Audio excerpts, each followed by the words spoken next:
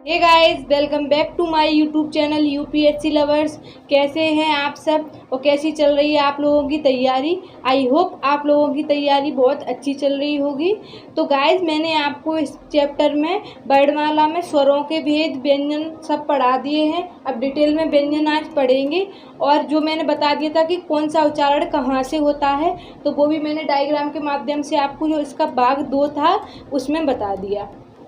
अब वीडियो शुरू करने से पहले गाइस मैं बोलना चाहूँगी कि आप अगर ये देख रहे हो डायरेक्ट, तो आपको पहले इसका भाग 1 और भाग 2 देखना पड़ेगा, क्योंकि ये आपको समझ में नहीं आएगा फिर बीच में से। तो उसकी लिंक आपको डिस्क्रिप्शन में मिल जाएगी। और अगर मेरी वीडियो पसंद आई हो तो वीडियो को लाइक करना, चैनल को सब्सक्राइब करना, वीडियो स्किप बिल्कुल ना करें और कमेंट करना बिल्कुल ना भूलें। तो गाइस, क्लास करते हैं अपनी आज शुरू। और ये जो हिंदी में पढ़ा रही हूँ सभी लेवल के एग्ज़ाम के लिए है।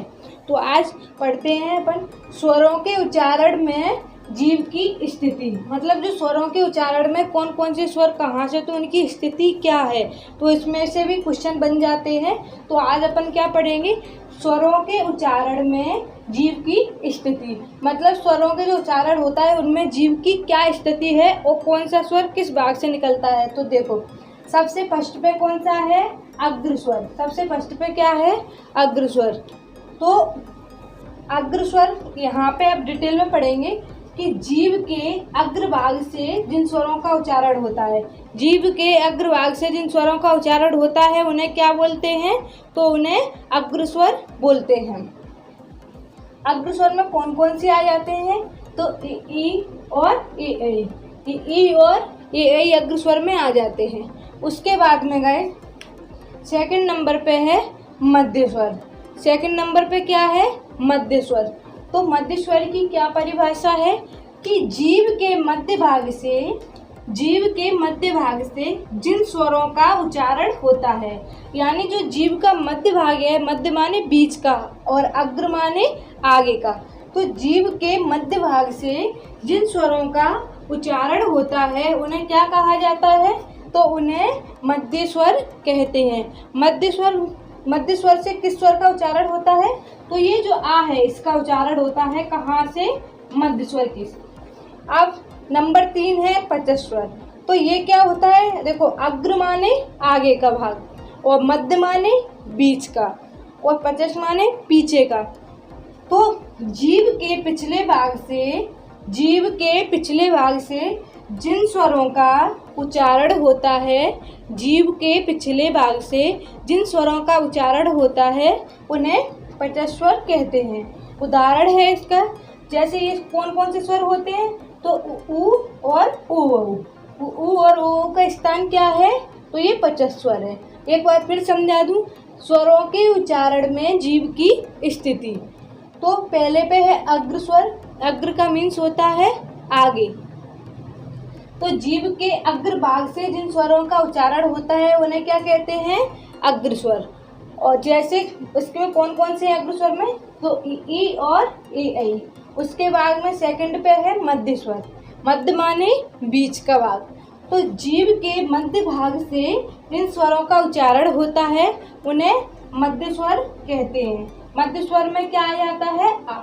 ये छोटा आ है, ये काय में आ जाता है, मध्य स्वर में आ जाता है। उसके बाद में है नंबर 3 पचश स्वर।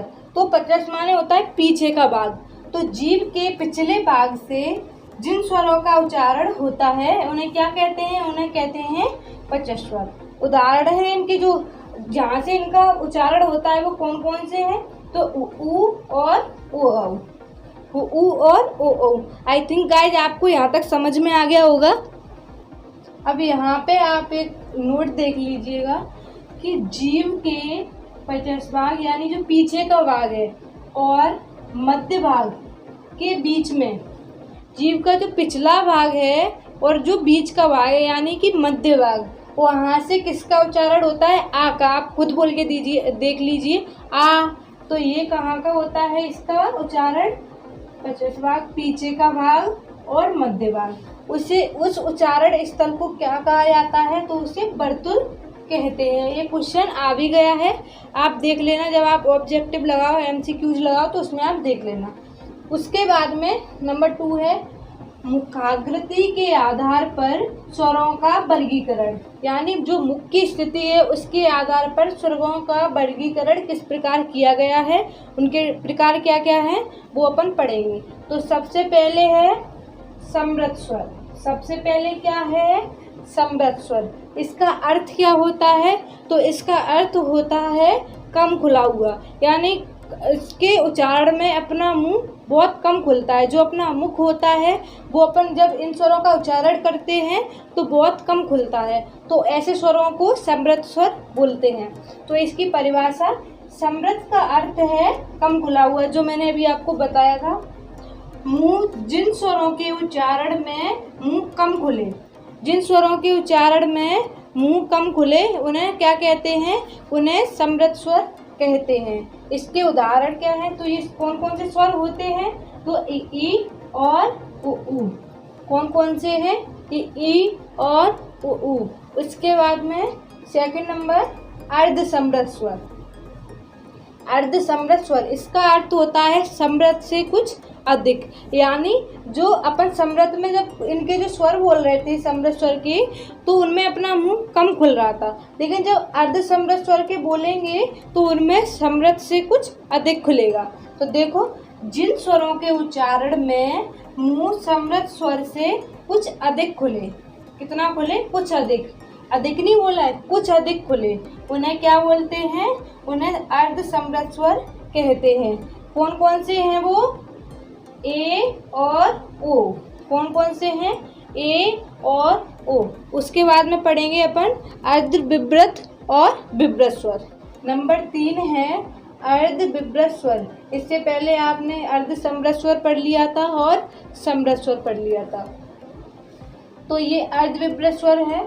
विवृत का अर्थ होता है अधिक खुला हुआ, यानी जिन स्वरों के उच्चारण में मुंह अधिक खुले, मतलब पूरा खुल जाए, वो कौन सा होता है? तो वहाँ विवृत स्वर होता है। समृद्ध स्वर में कम खुलता था। तो विवृत का अर्थ होता है अधिक खुला हुआ।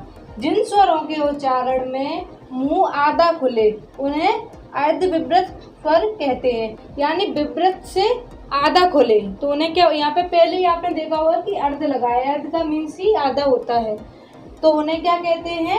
उन्हें अर्ध विवृत स्वर कहते हैं। कौन कौन से होते हैं वो? तो आई और औ। कौन कौन से हैं? आई और औ। एक बार फिर डेफिनेशन देख लीजिए।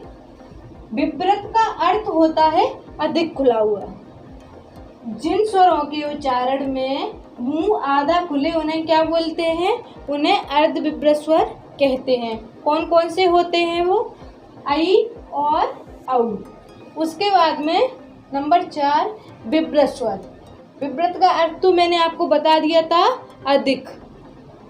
जिन स्वरों के उच्चारण में मुंह पूरा खुलता है, जिन स्वरों के उच्चारण में मुंह कितना खुलता है? पूरा का पूरा, उन्हें क्या बोलते हैं? उन्हें विवृत स्वर कहते हैं। वो कौन से हैं? आ। विवृत स्वर कौन सा होता है? आ। उसका उच्चारण है पचस भाग और मध्य भाग। उसको क्या, उस स्थान को क्या बोलते हैं? वर्तुल। यहाँ से इसका उच्चारण होता है। ये तो मैंने आपको बता दिया था पहले।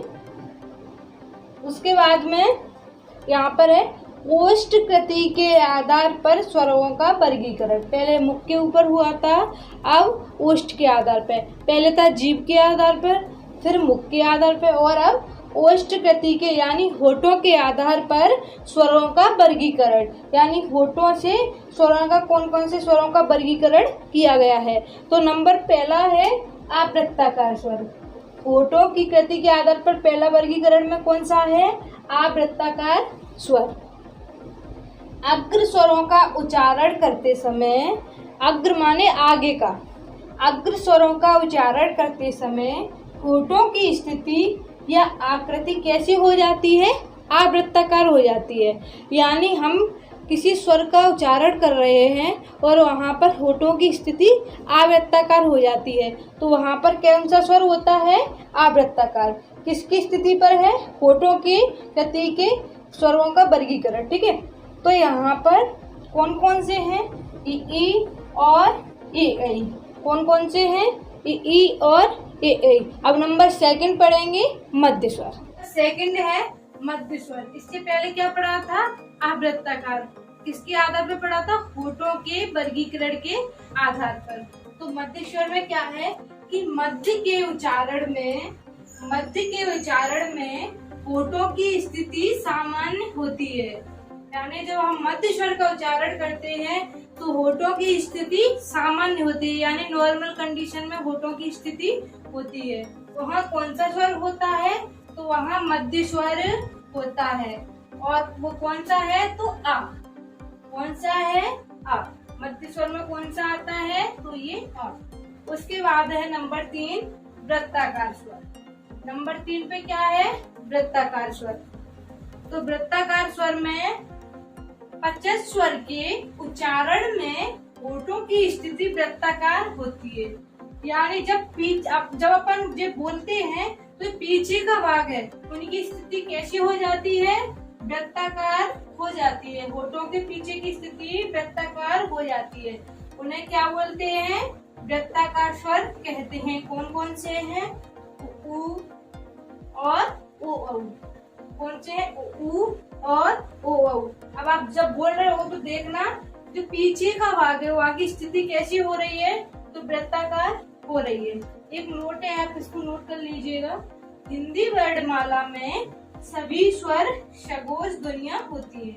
यानी जो हिंदी वर्णमाला में सभी स्वर होते हैं वो सघोष ध्वनियां होती है, और इन्हें सघोष ध्वनि भी कहते हैं या इन्हें घोष ध्वनि भी कहते हैं। ये मैं सघोष आपको पढ़ाऊंगी काय में, बुक व्यंजन में। अब अगली क्लास रहेगी व्यंजन की। और गाइस व्यंजन की कम से कम तो 3 या 4 क्लास रहेंगी आपकी। भले आपको ये लग रहा हो कि मैं इतना टाइम लगा रही हूँ, लेकिन मेरा यकीन मानिए अगर वर्णमाला आप बिल्कुल डिटेल से पढ़ लोगे तो एक भी क्वेश्चन आपका बाहर नहीं जाएगा। आपको बार बार पढ़ने की जरूरत नहीं पड़ेगी। तो अगर मैं आज यहाँ पढ़ा देती तो आपको समझ में नहीं आता। मैंने कहा आज आप स्वर कंप्लीट कर लीजिए, उसके बाद में अगली क्लास मेरी काय की व्यंजन की रहेगी। उसमें डिटेल से आपको व्यंजन पढ़ाऊंगी। पूरे व्यंजन कौन कौन से उसके प्रकार हैं वो सारे आपको पढ़ाऊंगी। उसके बाद में थोड़ा सा चैप्टर और रह जाए, उसके बाद आपकी वर्णमाला कंप्लीट। फिर अपन पढ़ेंगे संधि, फिर समास। अगर गाइस वीडियो पसंद आई हो तो वीडियो को लाइक करें, शेयर करें एंड मेरे चैनल को सब्सक्राइब करें। कमेंट करना बिल्कुल ना भूलें और बेल आइकन को दबा लें, जिससे पहले वीडियो को आपके नोटिफिकेशन पहुंच जाया करेगा। तो मिलते हैं व्यंजन की क्लास में। नेक्स्ट क्लास होगी व्यंजन, उसमें अपन डिटेल से व्यंजन पढ़ेंगे। Thank you, all the best.